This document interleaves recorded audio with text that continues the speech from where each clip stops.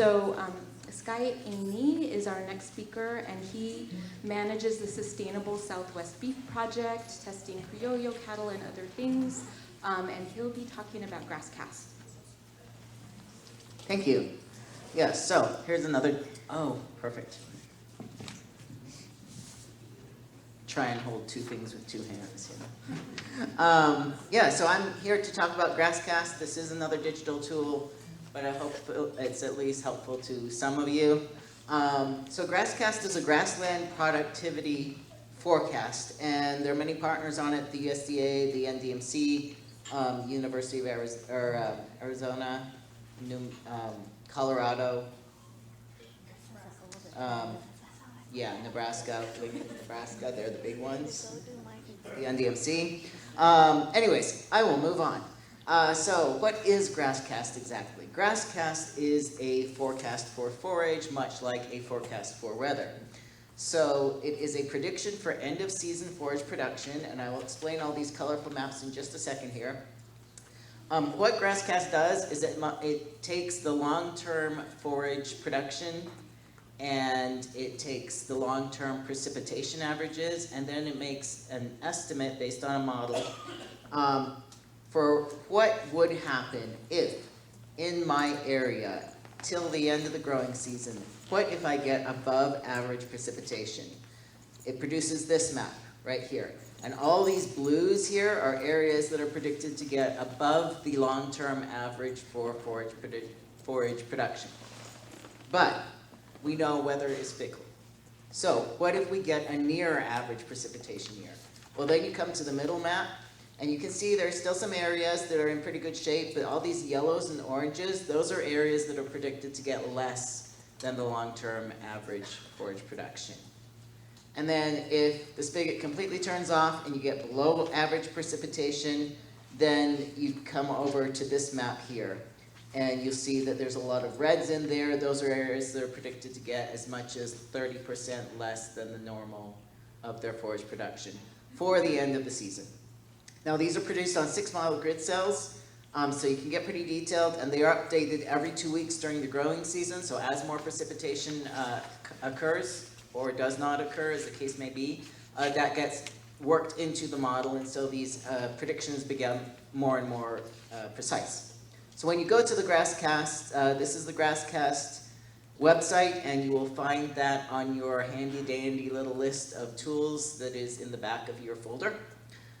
You'll see this interface. So it's for the Great Plains and for the Southwest, and Southwest right now is just New Mexico and Arizona. So you make sure that radio button is clicked, and you can get this map here with the predictions. If you want to get more detailed, you go to the zoomable map, and you can click on your little 6-mile grid cell, and it will give you more information. It'll tell you how much precipitation you've received, what the average is, so you can kind of judge, and how many pounds, or not how many pounds, how much percentage in a little bit more detail than these broad categories. So right here in this grid cell, they're predicting about 1% more forage than usual. So basically your average year. Now, how do you decide which precipitation situation is most likely? You go to the NOAA monthly precipitation outlooks, and depending on if your growing season is ending in a month, you're going to want to look at the monthly one. If it's several months out still, you're going to want to look at the seasonal one. And you just take a look at what they are saying is likely, but you also got to know your area. You know, you got to know when they're predicting rain everywhere else, does it come like this around me and I miss it?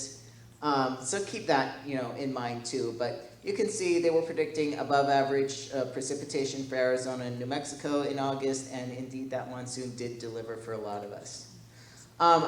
Bear in mind all predictions from GrassCast are in % of the normal, not in pounds per acre, which means you need to know what your site's vegetation potential is. You also need to know what the soils are and how good condition or you know, what kind of condition it's in. So what GrassCast is, at the end of the day, GrassCast is a tool to help you with drought planning, scenario planning.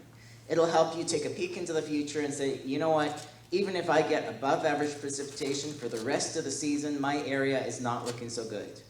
Or maybe it is looking good even with below average precipitation. So it'll help you kind of figure out what you need to do with your cattle before everybody's cattle is on the market. It's additional information to help support your decisions. It is not a standalone. You need to know your area, you need to know your site, you need to know what kind of vegetation is out there. What GrassCast is not, it is not a substitute for boots on the ground. You still need to go out and check your own pastures. It does not know what kind of vegetation is out there. It doesn't know if that's unpalatable weeds or if it's good palatable forage for your cattle.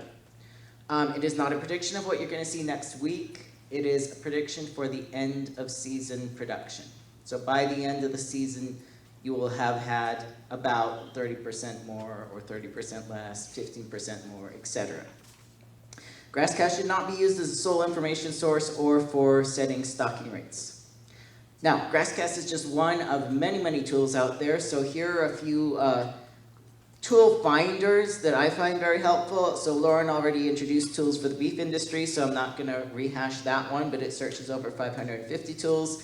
NIDIS, drought.gov, is a very helpful site. It has a collection of resources, and you could also sign up for the drought early warning system, which will give you an email whenever your drought condition in your city changes, according to the Drought Monitor. And then the Southwest Drought Learning Network that you have also already heard about. So, Thanks, Skye.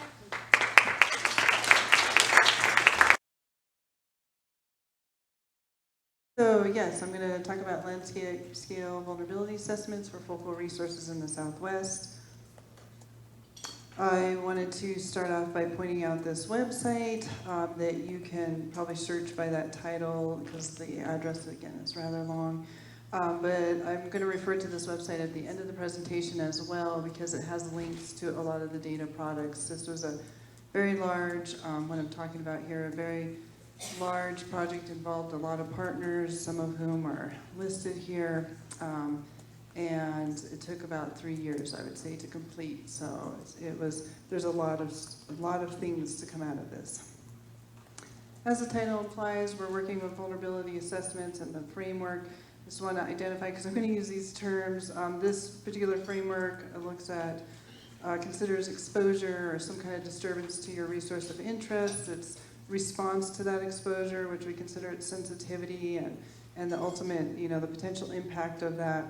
It also considers adaptive capacity or the potential for the resource to cope with that disturbance. And so by looking at both impact and adaptive capacity, you get a feeling for vulnerability, which helps you identify management targets or actions to either reduce impact or increase adaptive capacity. So we looked at 4 different kind of resource groups, and again, landscape level assessments was a goal. So we have native fish and riparian, mule deer and elk, pinyon juniper ecosystems, and sagebrush ecosystems.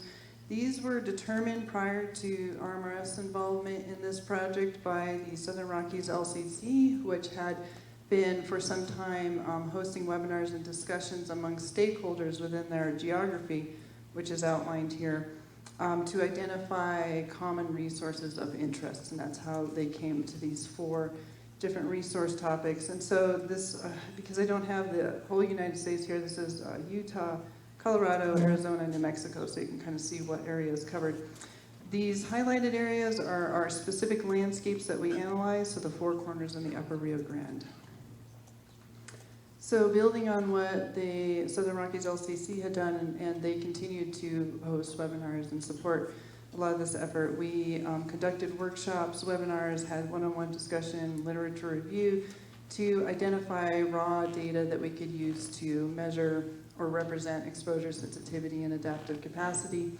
Using some simple math, we created cumulative scores and maps for each of those elements, again, the exposure sensitivity and adaptive capacity, so that we could use a framework to combine these and create maps of vulnerability for each of the focal resources in each of those landscapes.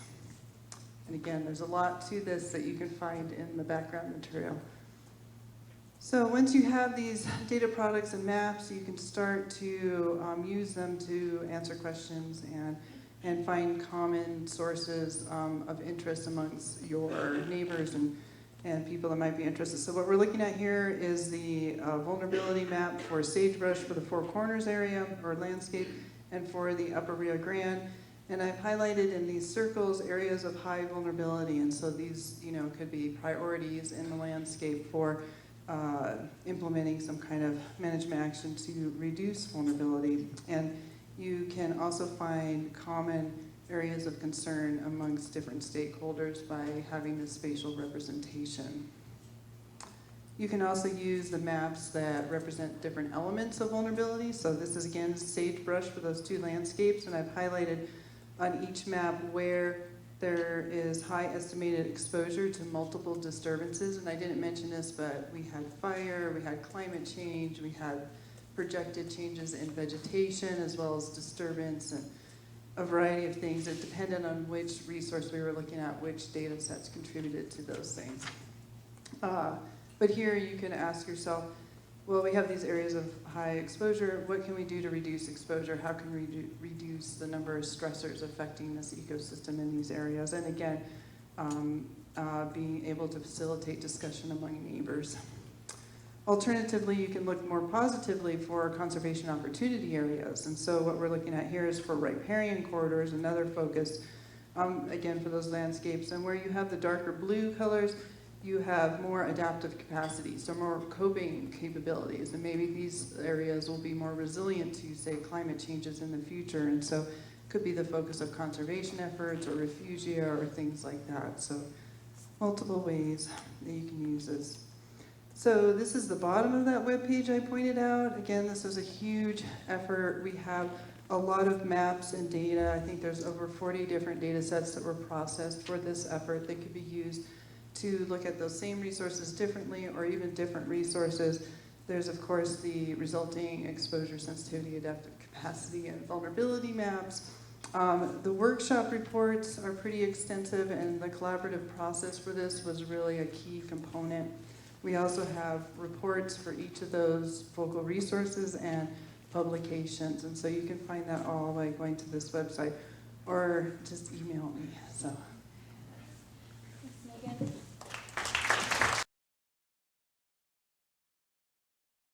Okay, all right. My name is Justin Huntington, a research professor with the Desert Research Institute and also Chief Science Officer at Climate Engine. I'm going to be talking about a little overview with focus on drought and restoration use cases, so that was a nice setup for me. And using this tool set that we have called Climate Engine. So we have a big data problem, and innovations in tech got us into the big data problem, and we really need an evolution in tech to get us out. And I stole that line from this EOS article, this front cover, and this article inside this issue of EOS creating data toolkits that everybody can use really resonated with me.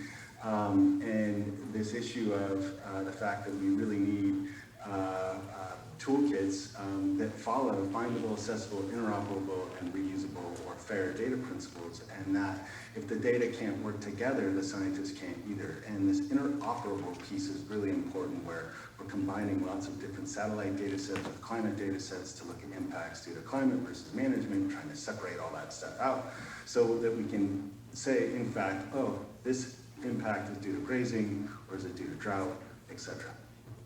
So we've been around for a little while. We started in 2014 with a grant from the Google Earth Engine Faculty Research Award Program. Since then, it's been primarily supported by NIDIS and BLM and Forest Service. It's really a great public-private partnership. Google started us. The federal agencies, and as well as state and others, have been supporting it since. We've since done technology transfer in 2020 and partnered with Google Cloud to really meet the requests of the private sector and also public to support enterprise technology tasks and engagement. And the bottom line, though, is that we are here to help develop and deliver tech and geospatial data for actionable insights around climate and sustainability and urban warming.